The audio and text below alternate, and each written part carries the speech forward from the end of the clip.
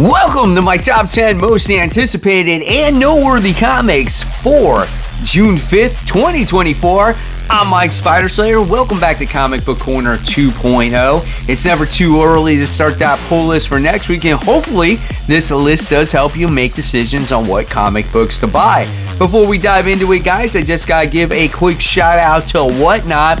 If you guys have not used Whatnot yet so far, go ahead, check it out. There's a link in my description box below.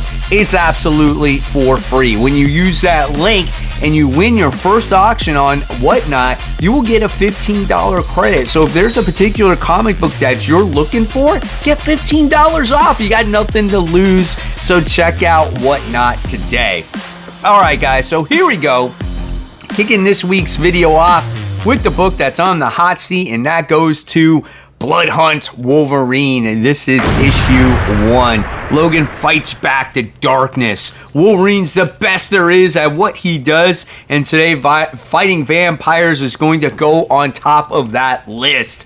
So if you guys like Wolverine and you like Bloodhunt, let's see how Wolverine ties into this whole thing. Is it a needed tie-in? Probably not. You'll have to be a fan of the character. This one is 28 pages, and this one is $4. The book that's on the rise is Blood Hunters issue 2. Now, this book may be starting off as an anthology comic, but the last story at the end has to do with a team called the Blood Hunters that consists of Kate Bishop, Elsa Bloodstone, and maybe the Hulk, I guess. I don't know. I think maybe Dagger herself also. You got to see them at the end of the last issue, and it was just a really short story. But the thing is that this is going to lead into a mini-series with these guys. So this kind of piques my interest a little bit more, and this is what I wanted from the start when it came to the Blood Hunter comic. I didn't want an anthology book, but this does pique my interest, like I said. This one's 36 pages, and this one is $5. Kicking it off the top 10 now with number 10, we have Carnage issue 8. The Venom War is coming, guys, and listen, there's going to be all kinds of symbiotes all over the place. The last issue, we wound up seeing Carnage get zapped by Liz Allen by some kind of weapon that, I don't know, might make him explode or not be a symbiote anymore. Who knows? I guess we'll find out soon enough. But there's all kinds of like symbiote stuff going on these days. We'll see what happens with this one. This book is okay for me. It's got some cool artwork. Legacy numbering 38, 28 pages, $5. Coming in at number 9, Ghost Rider Final Vengeance. This is issue 4. Johnny Blaze is coming for the Spirit of Vengeance. Guys, this book is a lot of fun as we get to see Red Hood be the villain in this comic book. The Spirit of Vengeance was stolen from Johnny Blaze, and he's going after him. But in the meantime, you see Red Hood, like I said, be the villain, kind of taking over Chicago. He's trying to be the biggest crime boss there is. It's an absolutely awesome book written by Benjamin Percy. This is a book I definitely recommend, especially if you read all that Ghost Rider stuff. This book is 28 pages, and this one is $4. Coming in at number 8, we have Space Ghost. This is issue 2. They call it the Ghost Planet now. Whatever that means, I don't even know. The first issue of Space Ghost was really cool. It was much darker. People compared it to like Batman in Space. He seemed like a much more edgier character. And we also got to see the early, I guess, developments of Jan and Jace and Blip. And we got to see Space Ghost kind of rescue these guys after, after the whole space pirates were going after them. So there's a lot of story here to be told when it comes to Space Ghost. So we'll see the direction that Dynamite takes this character. And this one is 32 pages, and this one is a $5 comic. All right, coming in at number 7, we have Gunslinger. This is issue 32. So Gunslinger's been a little bit slow. He's been recovering from his injuries that has happened based off of the earlier issues of Spawn. And now it looks like he's come across a building that is haunting his past because he recognizes the logo, and that logo was a brand that they used to brand his family and kill his family. So he wants to see these ancestors, he wants to see who these people actually are. So at the end of the last issue, he like makes his way into that building, and I don't know if he's going to take any crap from anybody, but I think this is going to be a fun issue. Hopefully he'll get back to the action. Great artwork in here. 24 pages. This is a $3 comic.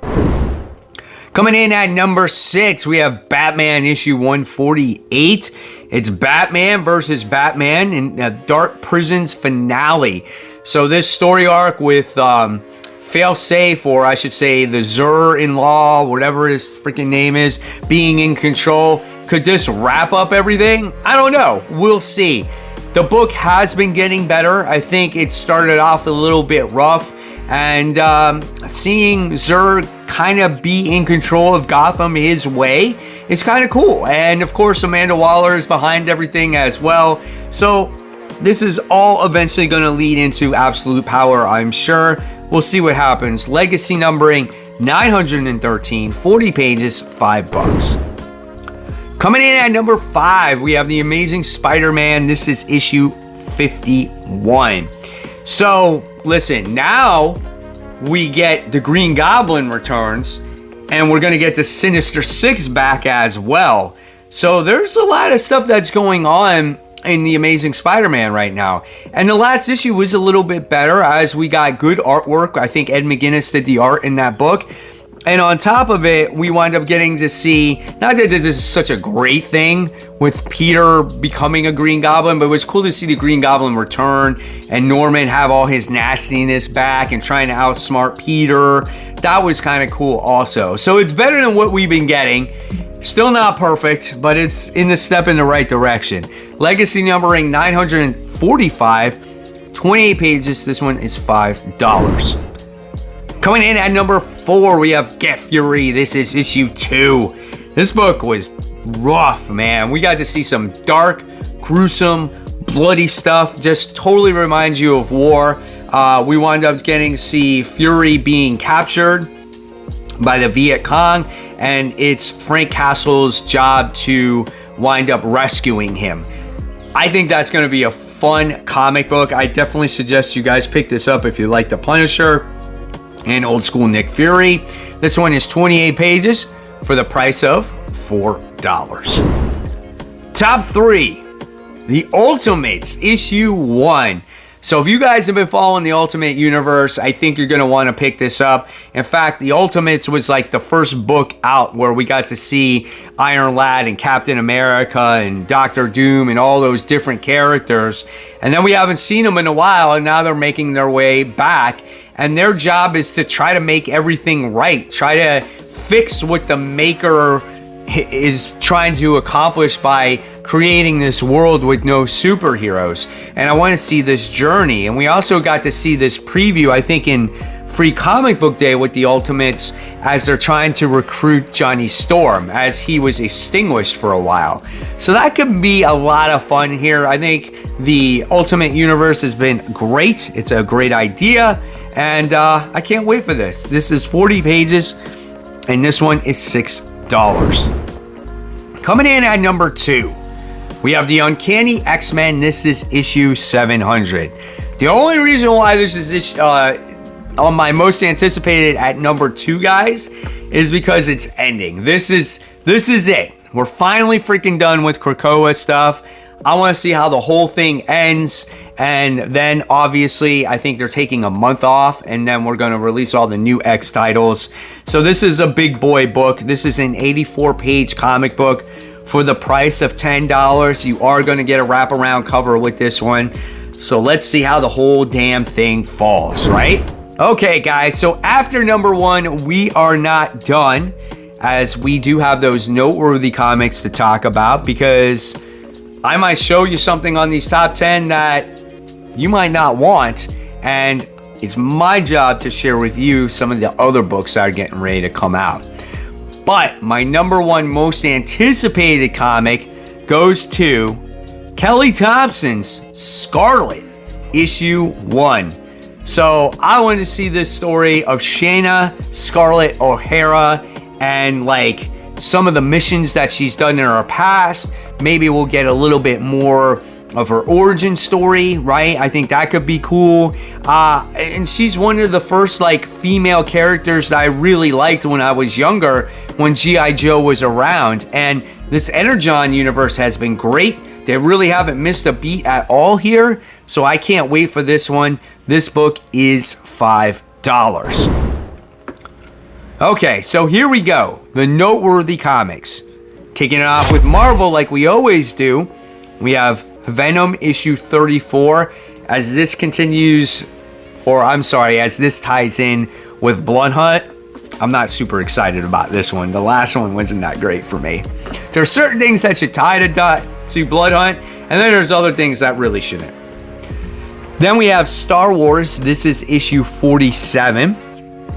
Next we have Ms. Marvel, Mutant Menace. This is issue 4. Followed by more Venom, What If Venom, issue 5. That's it, man. There's not a lot of comic books coming out this particular week.